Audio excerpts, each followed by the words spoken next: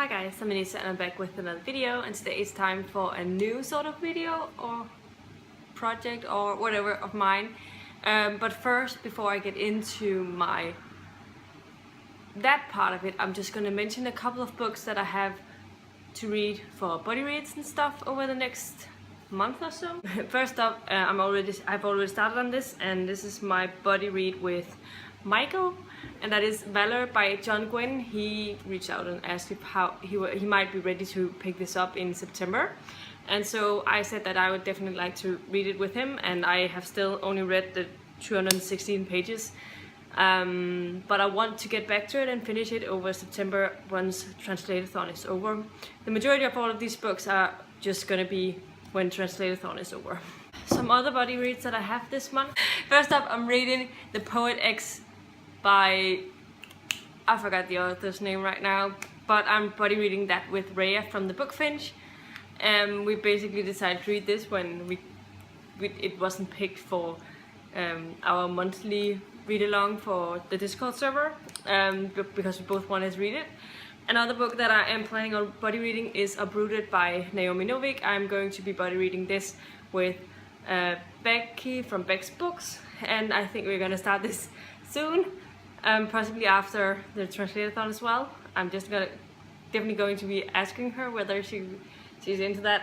And then I have a read along of Beartown by Frederick Backman. This is the book club from the Read Your Face Off group for the month, and yeah, I'm very excited about this, and I'm already reading it. I am on page 132, and I'm reading this for my Translate-a-thon, so hopefully I'll have it finished when this is over, and I'm actually starting on the next part of my TBR. Now, the last and final thing that I'm planning on reading as a read-along thing in September is The Red Magician. This is part of the new read-along group called the Lady Vaults, and this is a read-along group that is hosted and created by Elizabeth from Books and Pieces, and this basically is a read-along where we try and read from women authors who writes in sci-fi and fantasy who wrote in sci-fi and fantasy back in the 80s, 70s, 90s, and won awards and stuff, but somehow has been forgotten in our world today, because every time we talk about science fiction and fantasy books, we always mention books by male authors, and we want to know why, and this is unfair, so we want to re-explore some of these women. And one of those books is The Red Magician by Julia Goldstein. I don't remember the name, and this actually won a National Book Award back in when this was released, and it's a World War II sort of set book that features some sort of magical realism, and I'm very eager to get into it. Those are my planned body reads. Now let's get into the actual TBR thing that I'm doing. It's going to be a new thing that I'm going to be doing over the next, I don't know how many months, but it's basically about exploring all of the different genres, not just the overall genres, and some of them are possibly not considered a genre in itself. I came upon this channel from the Goodreads group called Nothing But Reading Challenges. If you don't know, I was quite obsessed with reading challenges before I joined BookTube, and I still enjoy taking part in them, and I always go in and check what sort of new challenges they have. And then they have this part of the section that's called Exploring the Genres, and then they have something for fantasy, romance, science fiction, historical fiction, just fiction, mystery, and stuff like that. The challenge is that they just put a list of most read books in these genres on this specific date when this started, and then you choose what books you want to read from that list, and that is the challenge. And you can choose how many books you want to read, how challenging you're going to make it. And so I decided to look at all of these lists, and I was really inspired to do something new with this, and the way that I have decided what books to read for these challenges, and I'm gonna go through all of the different genres that they have on this, but the way that I went through it was, I'm not gonna read books that are duplicates on multiple of the genre pages, because a lot of books will both be on fiction and on fantasy and on thrillers and stuff, they will be mixed and matched, or it will be a YA, because YA is not a genre, but still it is a certain age group that reads those books mostly. But it also contains science fiction and fantasy books, and those may also feature on the sci-fi and fantasy categories, if you get what I mean. So I'm not going to go after those duplicates and I'm also not going to read any books by authors that I've already read before. So yeah, that definitely removed a lot. So the genres that I have, genre groups that I have, is contemporary, fantasy, historical fiction, mystery, romance, science fiction, young adult, and just fiction. And what I'm gonna do is I'm gonna start out with one of the genres and work my way through that list of books and see how long that takes me, go back, and then when I've read all of these books, I'm gonna go back and do a wrap up and tell you whether I liked it, and they will also be wrapped up sort of along the way as I do my weekly wrap ups. So I thought that would be a fun way to do it. I decided to go with one of the shorter categories first and then work my way up, because I know that historical fiction is going to be the one that takes the longest, because I haven't read very much historical fiction, and a lot of historical fiction books are actually standalones.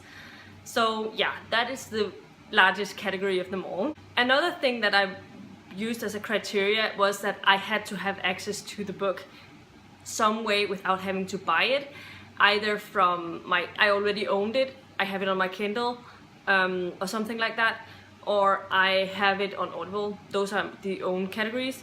Or I could get it from Storytel, which is the one of the Danish services that I have, where I can listen to a lot of audiobooks, and all that. They also have ebooks. And then I have my Overdrive library or personal library, but yeah. And this list was made from most read books back in October last year, and that also means that there's a bigger possibility that I can get access to the books because it's been out for a little longer.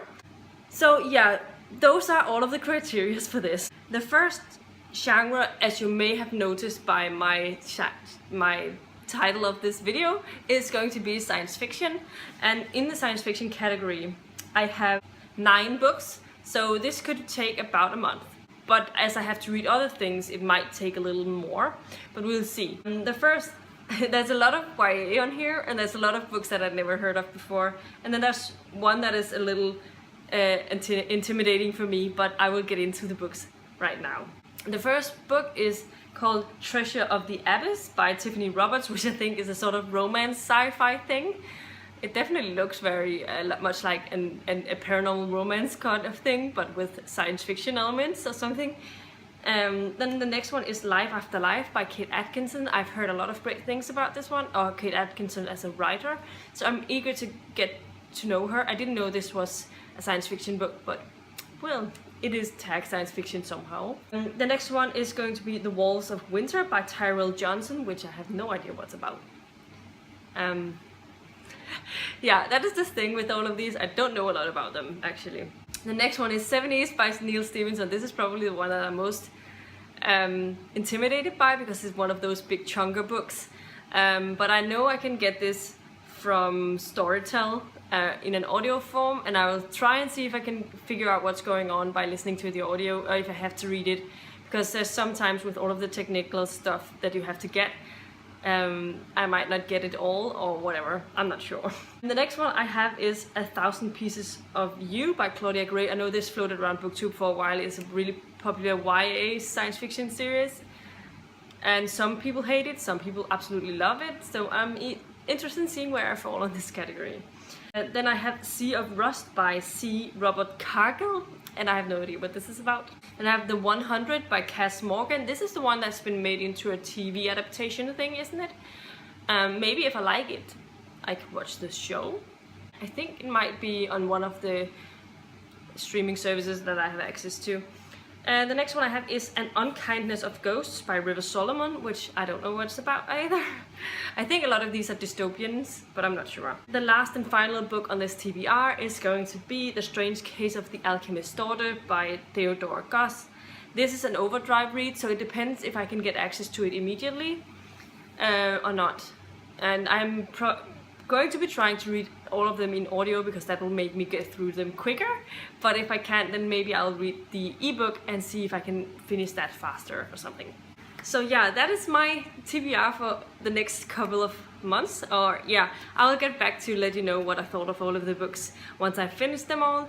Let me know in the comments down below if you've read any of the books and what you thought of them, and if you want to pick any of them up. Also, if you are interested, definitely check out the Goodreads group. I'll have a link to it in the description box below because they have a lot of fun challenges, and it's always really funny to take part in those, and they're very welcoming. And they also have team challenges where you sort of participate group-wise for the same sort of challenge. And recently we had this sort of thing called the Tower Teams, which was Harry Potter inspired. So it's something about all of the books that you read, they get some sort of points for that, depending on the page number count. I think the only thing that didn't count were graphic novels and manga and stuff. Otherwise, everything counts as long as they were over 100 pages. And then after that, there was different sort of sub-challenges, like spelling out challenges, like tasks that you had to find something like on the cover and the book that fit for a different challenge. Or it could be something that was like Quidditch matches where they had to read books for that, and there was sort of the faster readers that went to do that.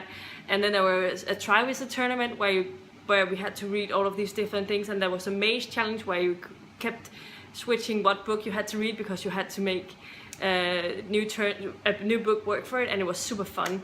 And so I highly recommend that group if you're interested in sort of that sort of fun challenges. And yeah, this is all I have for you today. If you liked the video, please give it a thumbs up, subscribe to my channel if you haven't already, and I'll see you in my next video very soon. Goodbye!